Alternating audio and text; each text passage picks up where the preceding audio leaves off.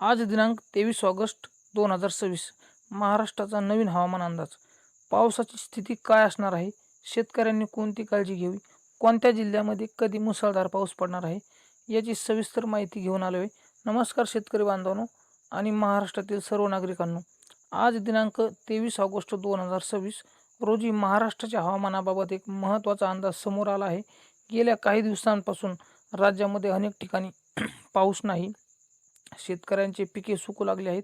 काही शेतकऱ्यांनी शेतीला कापूस असेल, सोयाबीन असेल, पाणी सुरू केले आहे आणि ज्या शेतकऱ्यांकडे पाण्याची व्यवस्था नाही, त्या शेतकऱ्यांचे माल सुकू लागले आहेत. त्यामुळे आता काळजी करण्याची गरज नाही. कारण 25 ऑगस्ट नंतर महाराष्ट्रामध्ये मुसळधार ते अतिमुसळधार पाऊस पडणार आहे. चला तर बघूया 25 ऑगस्ट नंतर कोणत्या जिल्ह्यामध्ये आणि कोणत्या भागामध्ये मुसळधार पाऊस असणार आहे. ताज्या हवामान माहितीनुसार विदर्भातील काही भागांत जोरदार पावसाचा इशारा देण्यात आला आहे.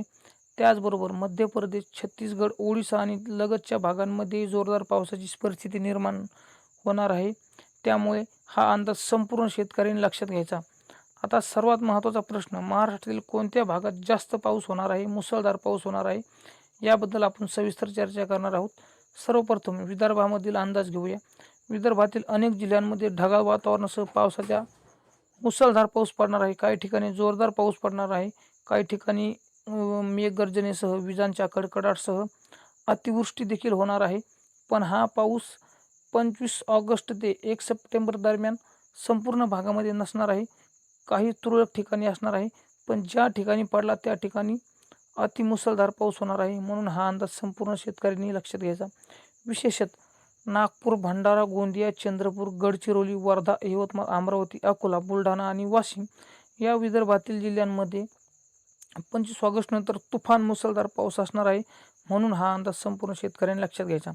चला तर आता वळूया मराठवाड्याकडे. मराठवाड्यामध्ये पावसाची काय परिस्थिती असणार आहे? मराठवाड्यामध्ये पावसाचे प्रमाण सर्वत्र सारखे राहणार नाही. काही जिल्ह्यांमध्ये ढगांची खूप मोठी गर्दी असणार आहे. काही ठिकाणी ढगफुटी होणार आहे, तर काही ठिकाणी मुसळधार होणार आहे आणि काही ठिकाणी रिमझिम प्रकारचा पाऊस पडणार आहे. म्हणून हा अंदाज संपूर्ण शेतकऱ्यांनी लक्षात घ्यायचा.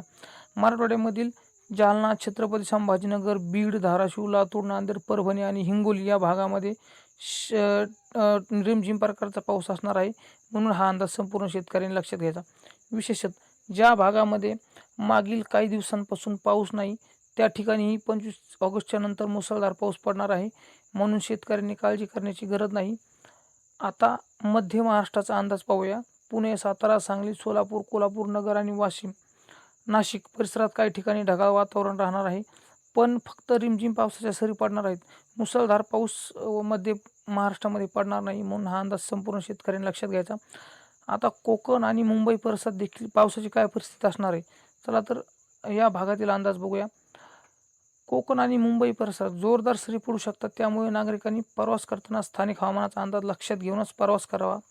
मित्रांनो, सध्या देशातील हवामान प्रणाली सक्रिय असल्यामुळे अनेक राज्यांमध्ये पावसाचा इशारा देण्यात आला आहे. 23 ऑगस्टच्या अंदाजात छत्तीसगड आणि ओडिशामध्ये काही ठिकाणी मुसळधार ते अतिमुसळधार पाऊस होणार आहे. सांगण्यात आले आहे की मध्य प्रदेश, विदर्भ, झारखंड, पश्चिम बंगाल, पूर्व उत्तर प्रदेश, उत्तराखंड, तेलंगणा, किनारी कर्नाटक, केरळ आणि ईशान्य भारतातील काही भागात जोरदार पाऊस पडणार आहे.